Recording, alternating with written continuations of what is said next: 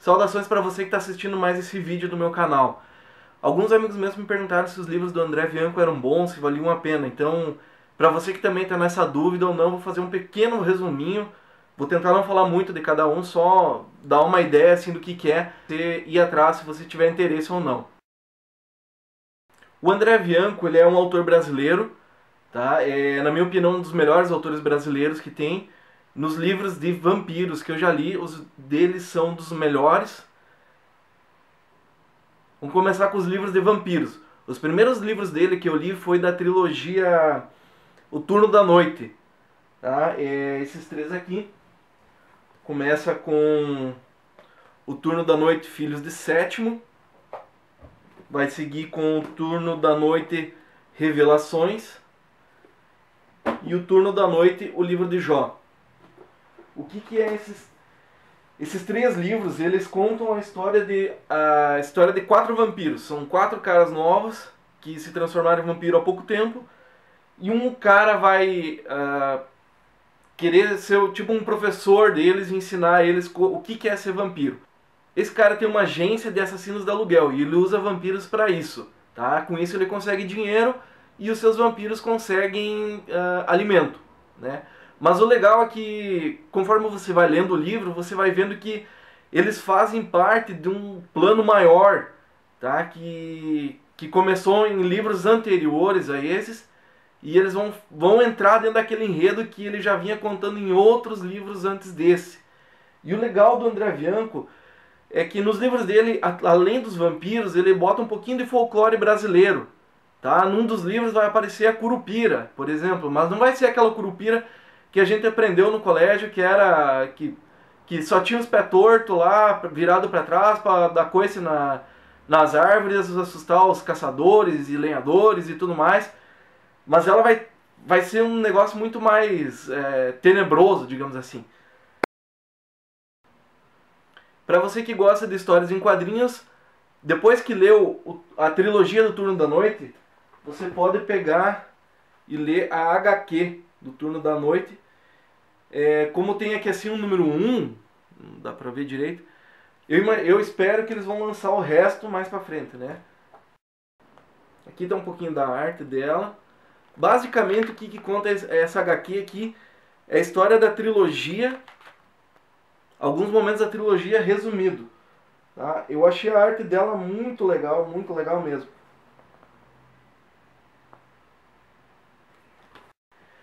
Essa história que esses 4 vampiros dessa trilogia vão entrar dentro começou a ser contada no livro Os Sete. A história dos Sete é a seguinte: em Porto Alegre, um cara vai encontrar uma caravela portuguesa afundada. Eles vão resgatar essa caravela e dentro dessa caravela vai ter uma caixa de prata.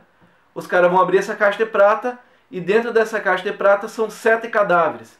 E esses 7 cadáveres são 7 vampiros. 7 vampiros que foram aprisionados no tempo do Brasil Colônia, lá em Portugal, aprisionados nessa caixa de prata e enviados para a colônia, para o Novo Mundo, que eles chamavam. Que foi enviado para o Brasil para livrar Portugal da ameaça dos vampiros. Então ele vai contar a libertação desses 7 vampiros de dentro dessa caixa e eles vão começar a tocar o terror no Brasil. Vão se espalhar pelo Brasil e o legal é o seguinte: cada vampiro tem um poder. Tá? Um vampiro tem o poder sobre o tempo, ele pode invocar tempestades, neve. Um outro vampiro tem o poder de se transformar em um lobo gigante. E esses poderes, aqueles caras que eles mordem, que eles passam a maldição do vampiro, essa pessoa logicamente vai desenvolver o mesmo poder do vampiro original, só que, lógico, com um poder tanto menor, né? Muito reduzido.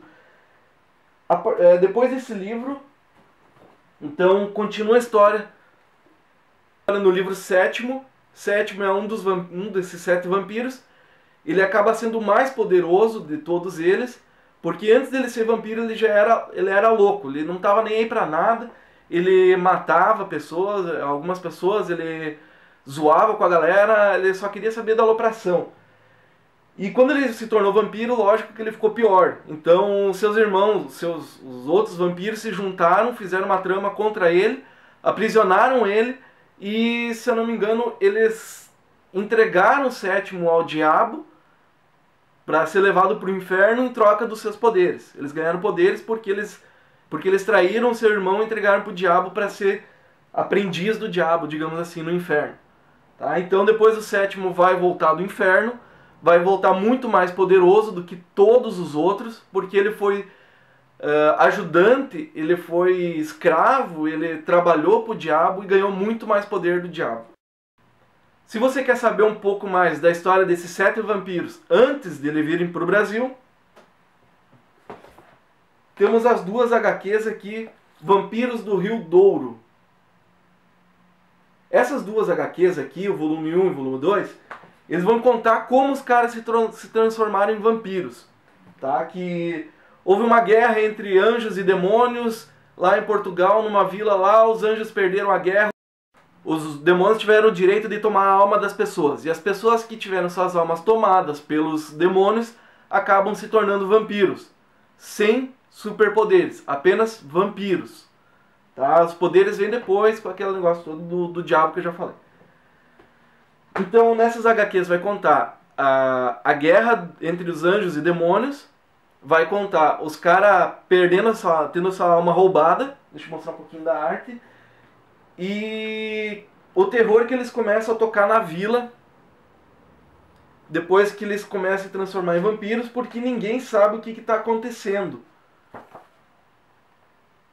A arte dessas HQs aqui não é tão boa quanto a outra. Aqui tem uma rapariga, como eles falam, se tornando vampiro, os caras levantando do caixão. E eles realmente tocam terror, porque ninguém sabe o que acometeu essas pessoas, por que elas ficaram violentas de um dia para o outro.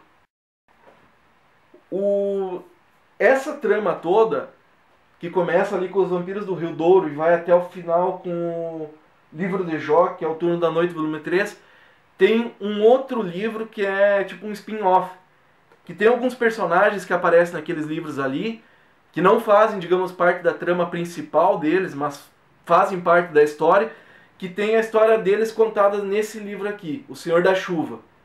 O Senhor da Chuva ele vai trazer outro momento sobrenatural, negócio de anjos e demônios, algumas batalhas, os anjos ganham, os demônios ganham, pegam caras e transformam em vampiros. Você vai conhecer personagens dentro daquele livro lá, que você vai ficar curioso em saber qual é que é a história deles. Você vai encontrar nesse livro aqui, O Senhor da Chuva. Continuamos com vampiros, indo para outra saga dele. Nós temos o livro Bento, e depois Vampiro Rei, volume 1, volume 2 e A Noite Maldita. Vamos começar com Bento. Bento. Tem um cara que acorda aqui no Brasil, ele acorda tipo numa instalação lá que ele não entende o que é. E os caras, quando ele acorda, os caras pegam ele e jogam ele numa sala e jogam outro cara lá dentro. Tá? É um começo bem estranho, mas você vai querer saber, você quer continuar, você quer ver o que vai acontecer. Em algum momento da história aconteceu uma coisa sobrenatural lá e todas as pessoas no mundo inteiro, todas não, mas mais da metade, a grande maioria das pessoas adormeceram. Com o tempo depois, essas pessoas vão se acordando. E algumas vão se acordando vampiros e outros vão se acordando bentos, que seriam caçadores de vampiros. Então, esse livro aqui vai contar a história do Bento principal, digamos assim, desde o momento que ele acorda até que ele vai entendendo o que está acontecendo.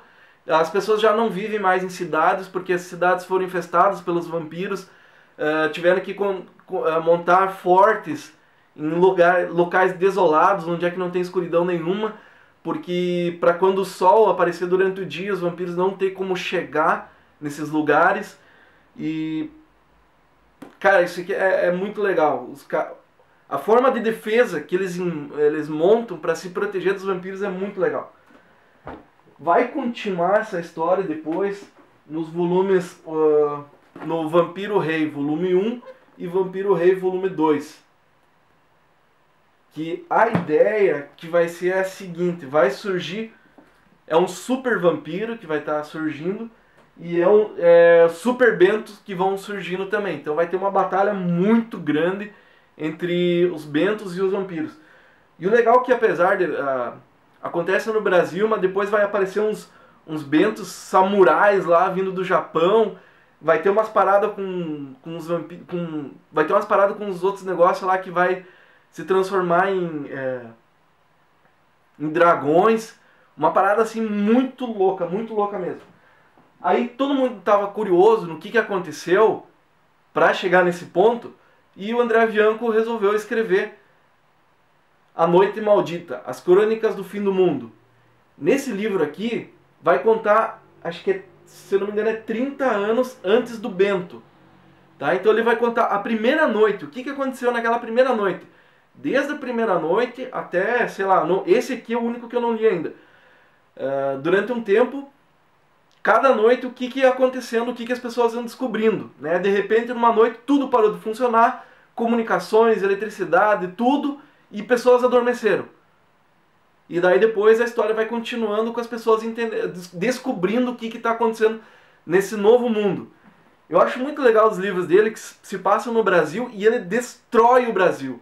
Destrói as pessoas, destrói as cidades, as principais cidades, destrói mesmo nessa luta entre humanos e vampiros.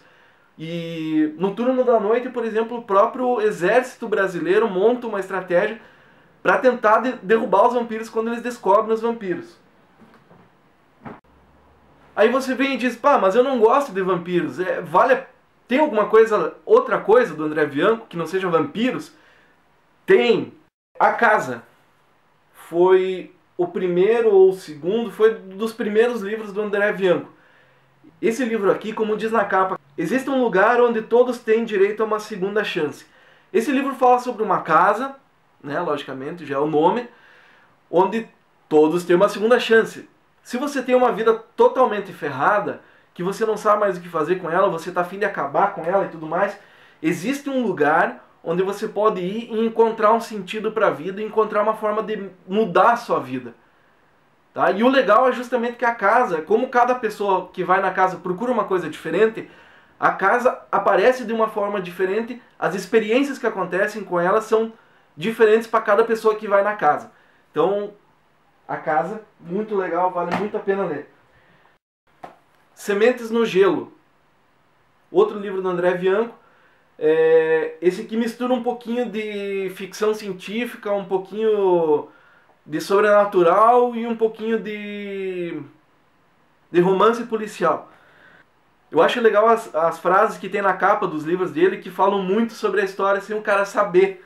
Nesse aqui, por exemplo, diz: eles conseguiram congelar seus corpos, não suas almas. Existem, tipo, fantasmas de crianças surgindo. E um cara começa a investigar e começa a ir atrás para tentar descobrir o que é isso.